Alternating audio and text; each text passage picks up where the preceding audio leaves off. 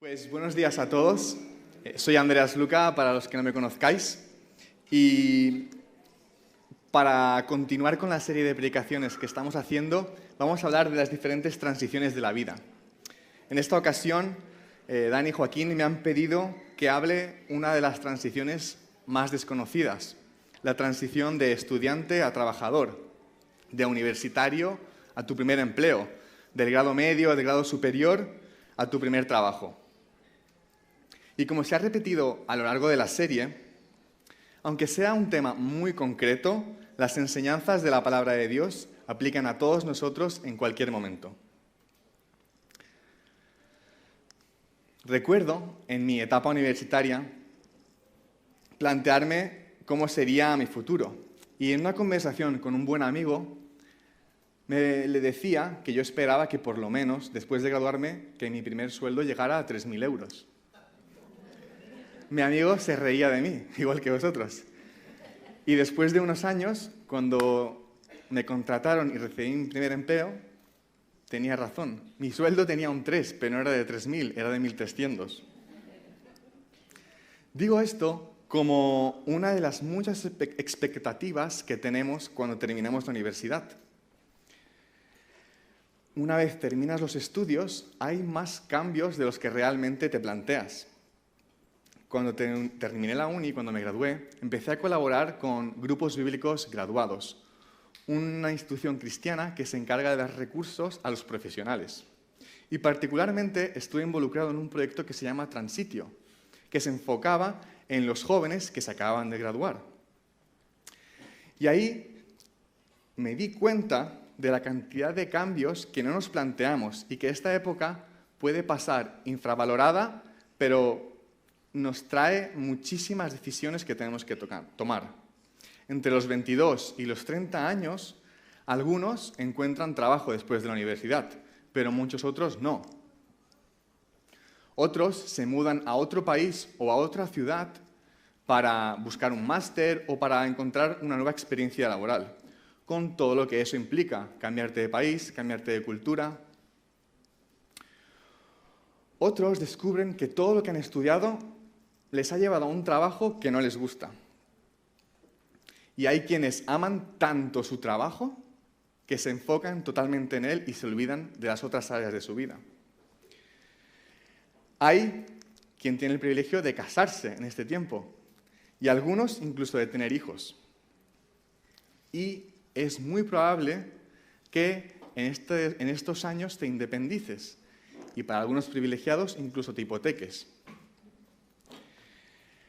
Algunos en este periodo se replantean la vida, su identidad, sus creencias, y los ritmos cambian. Ya no vamos a la universidad o al colegio de 8 a 2, sino que ahora nuestro horario es de 9 a 6 y perdemos los 3 meses de vacaciones.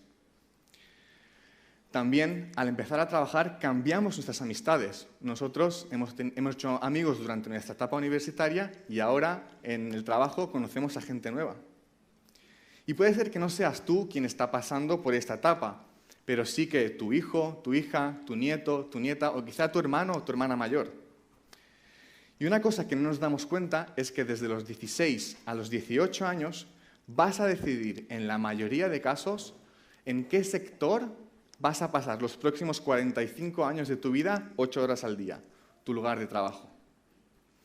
Así que me gustaría abrir la palabra de Dios y ver el recorrido de uno de los personajes más conocidos de la Biblia y ver qué estudió y a qué se dedicó. Así que si podéis ir buscando Hechos capítulo 7, vamos a leer del versículo 20 al 37. Los van a ir pasando por la pantalla para los que no tengáis Biblia. Y antes de leerlo individualmente, vamos a orar. Señor, gracias por la oportunidad de estar aquí juntos escuchando tu palabra. Gracias por cada uno de mis hermanos que están aquí y por tener el privilegio de abrir tu palabra libremente y escuchar lo que tú quieres decirnos. Te pido que nos des un corazón para entender las maravillas de tu palabra, Señor, y que tú seas quien hable y que tu Espíritu se mueva en medio de nosotros. Gracias por todo, Señor. Amén. Pues leemos individualmente Hechos 7, del 20 al 37. El texto que acabáis de leer está en el Nuevo Testamento y forma parte de un discurso de Esteban, uno de los primeros creyentes. En aquel momento Jesús ya había muerto, resucitado y hacía poco tiempo que había ascendido al cielo. Los apóstoles y los discípulos estaban anunciando este mensaje por todos lados, que Jesús había resucitado.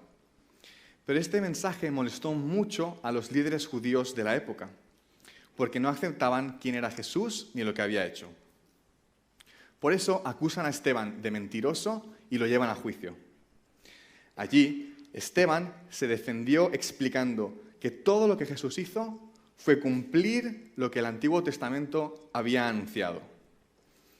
Para demostrarlo, repasó la historia de los personajes principales del Antiguo Testamento, y uno de ellos es Moisés.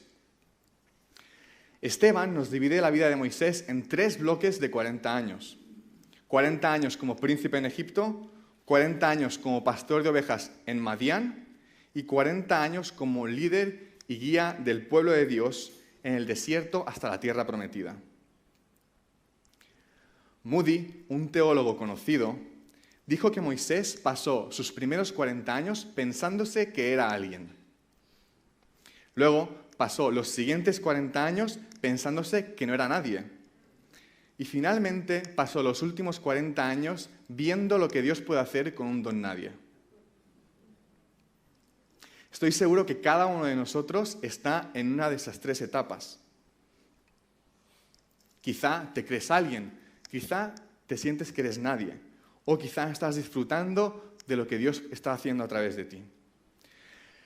Así que vamos a explorar juntos dónde está nuestra identidad en cada una de estas 3 etapas. Esta semana me salía en internet una noticia que decía cuáles eran las universidades que graduaban a más premios Nobel. ¿Sabéis cuáles son? Harvard y Cambridge. Seguro que la mayoría de vosotros habéis escuchado hablar de la Universidad de Oxford, la Universidad de Cambridge, la Universidad de Harvard, porque tienen mucho prestigio.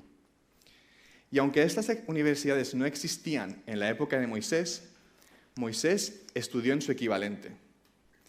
Egipto en ese momento era la potencia más poderosa de todo el mundo. En Egipto había una ciudad conocida como Heliópolis, la ciudad del sol. Esta ciudad contaba con la mayor biblioteca que había en ese momento en todo el mundo. De hecho, faraones, sacerdotes y personal importante recibían toda su educación académica en ese lugar. La ciudad del sol, Heliópolis, graduó a Pitágoras, Platón y algunos otros filósofos y mentes brillantes de la antigüedad. Existen algunos escritos antiguos que mencionan que Moisés también estudió allí. Y aunque no lo sepamos con certeza, lo que sí que sabemos es lo que dice el versículo 22, que Moisés fue instruido en toda la sabiduría de los egipcios y era un hombre poderoso en palabras y en hechos. Decir que fue instruido en toda la sabiduría de los egipcios son palabras mayores. La Biblia nos dice que el hombre más sabio del mundo fue Salomón. Y en Primera de Reyes 4:30 dice: «Era mayor la sabiduría de Salomón que la de todos los orientales y que toda la sabiduría de los egipcios». Por lo tanto, está claro que Moisés no era un cualquiera, era hijo de la hija de Faraón y estudió en el imperio más poderoso y más avanzado, con los mejores maestros de aquel momento. No era simplemente un príncipe en la corte que comía y bebía y gastaba el dinero. Aprovechó la oportunidad para prepararse y estudiar. Cualquier persona importante del palacio de Faraón seguramente tuvo formación en muchas áreas del saber. Astronomía, matemáticas, medicina, anatomía, escritura, literatura, retórica. Y aparte, muy probablemente, Moisés también fue instruido en estrategia de combate y liderazgo militar. Seguro que habéis visto las noticias que nos dicen que la princesa Leonor está ahora mismo en su formación militar y que ha empezado este año sus prácticas en el ejército del aire. Es lo común cuando perteneces a la realeza y vas a dirigir un pueblo. Moisés no solamente se formó académicamente, sino que se entrenó para dirigir y liderar. El historiador Flavio Josefo escribe que Moisés lideró una campaña de Egipto contra Etiopía. Y aunque no sabemos exactamente cuál fue el primer trabajo de Moisés, lo que está claro es que estaba en una posición muy alta. En la escala piramidal de Egipto, él estaba en la cima. Creo que en su lugar muchos nos hubiésemos sentido importantes. Cuanto más alto estás en una empresa o cuanto más alto estás en la jerarquía, aunque solo sea que tienes una persona por debajo, es muy fácil caer en la trampa de sentirte superior. Recuerdo cuando aún era estudiante y había cursado una asignatura de electrónica y llegué a casa y me pensaba que sabía más sobre electricidad que mi padre, que ha montado circuitos eléctricos en muchos edificios y casas. Y el colmo es que cuando se iba la luz en casa era él quien tenía que ir a levantarla. Como decía, uno de los desafíos cuando acabas la universidad es sentirte que sabes mucho y que eres alguien importante. Pero es muy diferente aprovechar la oportunidad para aprender y formarte que aprovecharse del conocimiento que tienes para sentirte superior. Moisés se preparó y estudió. Aprovechó que Dios le había puesto ahí para sacar el máximo rendimiento. ¿Y sabéis cómo sabemos eso? Si cogemos los 5 primeros libros de la Biblia y los pinzamos, forman parte del 20% de toda la Biblia, un quinto. La base bíblica y la parte más extensa la escribió Moisés. De 40 autores en 1500 años, Moisés escribió la parte más larga. Moisés aprovechó su tiempo en la corte y aprendió todo lo que pudo. ¿Estás aprovechando la universidad? ¿Estás aprovechando los estudios? Y si estás trabajando, ¿estás constantemente aprovechando las oportunidades para crecer, seguir aprendiéndote y formándote en cosas nuevas? Un amigo de la iglesia, que tiene 70 años, me dijo que el secreto para no convertirte en una persona mayor cascarrabias es aprender constantemente cosas nuevas. En nuestra sociedad tienes la oportunidad de elegir estudiar lo que te gusta. Y de 1000 formas. Aprovéchalo.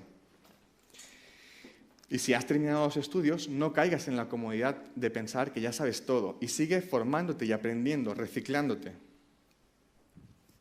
Está claro por toda la Biblia que Dios nos enseña a que no tenemos que ser perezosos. Cuando te preparas bien, es muy fácil que puedas llegar a tener éxito. De hecho, el éxito puede llegar a definir tu identidad. En los primeros trabajos solemos esforzarnos al máximo. Queremos demostrar lo que valemos. Si nos gusta lo que hacemos y le dedicamos tiempo, es muy probable que recibamos reconocimiento, quizás un ascenso o el respeto de los jefes. Y podemos acabar dedicando cada vez más tiempo al trabajo. Y esto se puede convertir en un peligro. Pensamos en el trabajo nada más llegar a casa mientras cenamos o incluso antes de dormir. Trabajar y dedicarle tiempo al trabajo no es malo, pero cuando se convierte en la prioridad absoluta, tarde o temprano generará conflictos. Descuidas la familia, descuidas la salud, descuidas la relación personal con Dios, el estudio de la palabra, descuidas los amigos. El equilibrio se pierde y con él otras áreas importantes de la vida. Este parecía el caso de los primeros 40 años de Moisés. Pero el texto en el versículo 23 dice: pero cuando iba a cumplir la edad de 40 años, sintió en su corazón el deseo de visitar a sus hermanos, los hijos de Israel. Moisés, hasta ese momento, probablemente estaba centrado en su día a día, a los deberes que tenía en la corte, a las actividades de la casa real. Mientras su familia biológica, sus padres y sus hermanos estaban sufriendo maltrato y esclavitud. Quizá Moisés se había olvidado de ellos, pero Dios no se había olvidado de su pueblo ni de la promesa de rescatarles. El sentimiento que Moisés tuvo en el corazón lo puso Dios. Filipenses 2:13 dice: pues Dios es quien produce en vosotros tanto el querer como el hacer, para que se cumpla su buena voluntad. Dios había puesto en el corazón de Moisés el deseo de visitar a sus hermanos. Los comentaristas coinciden que la palabra griega utilizada para visitar quiere decir visitar para ayudar a alguien. Parece que en este momento Moisés va entendiendo que Dios le quiere utilizar para rescatar a su pueblo y liberar a todos ellos. Y se siente preparado, listo para ponerse manos a la obra. Pero fracasa. En menos de 24 horas, la vida de Moisés cambia radicalmente. Habéis leído Hechos 7 del 23 al 29. Moisés llegó donde estaban sus hermanos, su familia, y se encontró con un egipcio maltratando a uno de los hebreos. Así que, sin pensarlo impulsivamente, se puso a defenderlo y mató al egipcio. Nada más matarlo, lo entierra, sabiendo que lo que ha hecho está mal y lo que acaba de hacer va a poner su vida en peligro. El plan que él había diseñado en su mente para rescatar al pueblo empieza a complicarse. Llega el día siguiente y se encuentra con dos hermanos hebreos peleándose. Y él intenta poner paz, pero uno de ellos lo rechaza y le recuerda que había asesinado al egipcio el día anterior. Este rechazo descoloca a Moisés. Empieza a sentir miedo, pánico, y en esta situación desesperada huye de Egipto a Madián. Se va al desierto. En menos de 24 horas, su plan personal para rescatar a su pueblo fracasa. Aquí llega el primer fracaso y el primer rechazo de Moisés. Moisés, quien tenía una vida de éxito, confía en sus propias habilidades, en su propio conocimiento, y se lleva un chasco. Ahora parece que su identidad está definida por el fracaso, por el rechazo. El sentimiento de fracaso o rechazo también son muy comunes después de terminar la universidad. Si eres una persona que se ha esforzado y ha aprovechado la universidad para formarse, esperas tener un buen trabajo, pero muchas veces eso no llega. Tengo muchos amigos muy inteligentes que han estudiado carreras muy exigentes, pero al no encontrar trabajo se han sentido rechazados, inútiles o infravalorados. O en mi caso personal, en la universidad aprobaba todo, pero al llegar al trabajo me di cuenta de que todos mis compañeros sabían mucho más que yo. Y en ese momento te empiezas a sentir más débil o más inferior a los demás. El fracaso puede llegar de muchas maneras a tu vida. Y hay una cosa que parece que nosotros no tenemos clara. Y es que somos imperfectos. Vivimos en un mundo perfecto y las cosas no nos van a salir perfectas. Esto que parece que nosotros no asimilamos, Dios sí que lo conoce de nosotros. Y aunque muchas veces el fracaso no sea nuestra culpa, en el caso de Moisés sí que era su culpa. Moisés no podía matar a alguien y esperar que pasara algo bueno. No puedes plantar una semilla mala y esperar resultados positivos. En otras palabras, no puedes hacer lo malo y esperar que todo salga bien. No puedes esconder algo y pretender que quede en el olvido. Nuestras malas decisiones tienen consecuencias, y en el caso de Moisés le mandaron al desierto. Éxodo 31 dice: Moisés apacentaba el rebaño de Jetro, su suegro. En el desierto se dedicó a cuidar ovejas. Moisés ha pasado de la cima de la escala piramidal de Egipto a lo más bajo. La Biblia nos dice en Génesis 46:34 que para los egipcios el oficio de pastor era el peor. El texto dice: los egipcios detestan el oficio de pastor. Moisés ha caído en picado de lo más alto a lo más bajo de la cadena. De príncipe al trabajo peor valorado por los egipcios, pastor.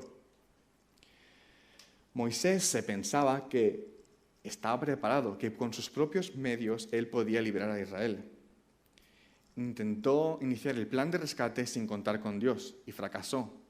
Terminó en el desierto. Confiaba más en sus capacidades que en la guía de Dios. ¿No te ha ocurrido a ti esto nunca? Vienen los problemas e intentamos solucionarlos, pero en vez de solucionarlos, los complicamos aún más. O incluso peor, acabamos en el desierto. Swindoll, un escritor cristiano, dice: el desierto es donde Dios habla con mayor claridad. Sin distracciones escuchamos su voz y descubrimos cómo reaccionamos ante las circunstancias más difíciles.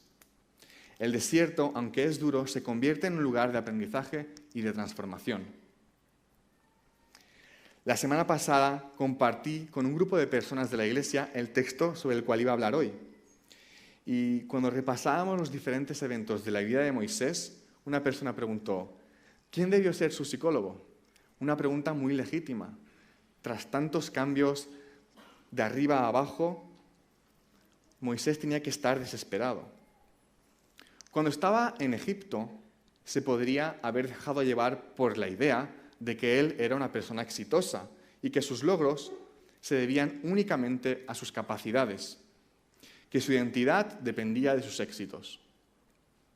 O por el contrario, en el desierto, podría haberse dejado llevar por la idea de que no era nadie. Rendirse y abandonarlo todo. Que su identidad estaba marcada por sus fracasos. Pero a pesar de todo, Moisés tuvo su identidad en Dios. A pesar de todas las crisis que enfrentó a lo largo de su vida, Moisés siempre tuvo la identidad en Dios. En Hebreos 11, del 24 al 27, dice: fue por la fe que Moisés, cuando ya fue adulto, rehusó llamarse hijo de la hija de Faraón. Prefirió ser maltratado con el pueblo de Dios a disfrutar de los placeres momentáneos del pecado. Consideró que era mejor sufrir por la causa de Cristo que poseer los tesoros de Egipto, pues tenía la mirada puesta en la gran recompensa que recibiría. Fue por la fe que Moisés salió de la tierra de Egipto sin temer el enojo del rey. Siguió firme su camino porque tenía los ojos puestos en el invisible. Aun cuando lo tenía todo, rechazó la comodidad que tenía porque tenía la mirada puesta en Dios. Y luego, en el desierto, cuando todo parece que le está yendo mal, cuando podría haber huido de Dios, nos dice el texto que Moisés tuvo 2 hijos. Y en la antigüedad, cuando se ponía nombre a los hijos, el nombre de los hijos revelaba más información acerca de los padres que sobre los hijos en sí. Al primer hijo, Moisés lo llamó Gersón, que quiere decir extranjero, porque era como Moisés se sentía donde quiera que iba, un forastero. Pero al segundo hijo, que también lo tuvo en el desierto, le llamó Eliezer, que significa Dios es mi ayuda. Aun estando en el desierto, la identidad de Moisés estaba puesta en Dios. El Dios de su padre, aun en la soledad, aun en el desierto, era su ayuda. Tener clara la identidad en Dios nos ayuda a no caer en la trampa de creer que nuestra identidad está puesta en el éxito o dejarnos llevar por el fracaso y sentirnos nada. Tener clara la identidad en Dios es lo que te evita caer en la trampa de creerte el príncipe de Egipto o caer en la trampa de hundirte y desaparecer en el desierto. Tener la identidad en Dios es lo que hizo que Moisés estuviera comprometido con la justicia y que viviera una vida íntegra. A pesar de todos los fallos que cometió Moisés, en el texto, cada vez que aparece Moisés, aparece para intentar traer justicia, paz o rescate. Primero rescata al hebreo maltratado. Después intenta poner paz entre 2 hermanos. Y por último, cuando llega al desierto y se encuentra a 7 chicas intentando coger agua de un pozo y unos pastores que intentan robársela, él las rescata. La justicia que Moisés aplicó o que nosotros aplicamos demuestra nuestra integridad. Moisés defendió a todo aquel que pudo. Y aunque cometió sus errores y algunos de ellos muy graves, ese proceso le llevó a entender que Dios es quien administra la justicia, que Dios es el juez y Él es quien la imparte. Es fácil olvidarte de la justicia o de la integridad en el trabajo. Hay muchas oportunidades para hacer oídos sordos o apartar la mirada cuando alguien está siendo injusto con todo el mundo menos contigo. Es fácil perder tus valores para mentir o engañar para poder vender algo. Pero también es fácil olvidarte de la justicia cuando estás en lo más bajo. Puedes pensar, con todos los problemas que tengo yo, ¿encima he de preocuparme por los demás? La justicia refleja la integridad de una persona. Cuando llevas años trabajando en el mismo sitio, tus compañeros de trabajo muchas veces te conocen incluso mejor que tu familia. Y una vida íntegra en el trabajo te da derecho a tener voz cuando ocurren injusticias, o te da credibilidad cuando compartes tu fe. Da igual en la posición que estés, que seas el jefe o que seas un empleado raso. La justicia y la integridad son hechos visibles de una persona que tiene su identidad puesta en Dios. No somos responsables de hacer todo el bien que queremos hacer, pero sí de todo lo que podemos hacer. Muchas veces queremos hacer el bien a mucha gente, pero no llegamos a ellos. Pero sí que somos responsables de la gente que tenemos a nuestro alrededor. La vida de Moisés fue una auténtica montaña rusa, de lo más alto a lo más bajo en cuestión de días, y luego al revés. No toda su vida fue un ejemplo, ni todas sus acciones fueron correctas. Pero aun siendo un don nadie, Dios lo utilizó para rescatar a su pueblo. El último versículo que hemos leído del texto es el versículo 37, que termina diciendo: Dios os levantará un profeta como yo de entre vuestros hermanos. En este último versículo, Moisés anuncia que vendrá otro profeta, a quien Moisés avisa que tenemos que escuchar. Y el profeta al que se refería es a Jesús. La propia vida de Moisés apunta a la vida de Cristo. La vida de Moisés es un adelanto de la vida de Jesús. Si miramos la vida de Moisés y la vida de Jesús, vemos que tienen muchas cosas en común. Los dos nacieron cuando el que mandaba en ese momento quería matar a todos los bebés varones. Primero Faraón y después Herodes. Los dos estuvieron en Egipto y salieron de ahí. Los dos, cuando se presentaron a su pueblo para ayudarles, fueron rechazados. Moisés dejó atrás la vida cómoda que tenía en palacio. Y Jesús dejó la gloria del cielo para descender y habitar entre nosotros. Los dos fueron mediadores entre Dios y su pueblo. Dios puso a Moisés para liberar y sacar, rescatar a su pueblo de Egipto, pero Jesús es quien libera a su pueblo de la esclavitud del pecado y de la muerte. Moisés llevó a su pueblo a la tierra prometida, pero Jesús lleva a su pueblo a la verdadera tierra prometida. Moisés no fue perfecto, cometió errores, pero fue usado por Dios. Fue una persona que se creía que era alguien. Luego pasó a ser un don nadie para finalmente disfrutar de lo que Dios hace con un don nadie. Y utilizando estas mismas palabras, aplicándolas a Jesús, podemos decir: Jesús no es que fuera alguien, es que era Dios. Descendió a la tierra y fue tratado como un don nadie, para que un don nadie como yo pueda ser no solamente alguien, sino hijo de Dios. Esto fue lo que los seguidores de Jesús entendieron. Esto fue lo que Esteban, mientras estaba siendo juzgado, quería que la gente escuchara y entendiera: que Jesús cumplía todo lo que Moisés había enseñado, que Jesús era superior a Moisés y que Jesús rescata a su pueblo de una esclavitud mayor. Jesús da identidad a todo aquel que cree en Él.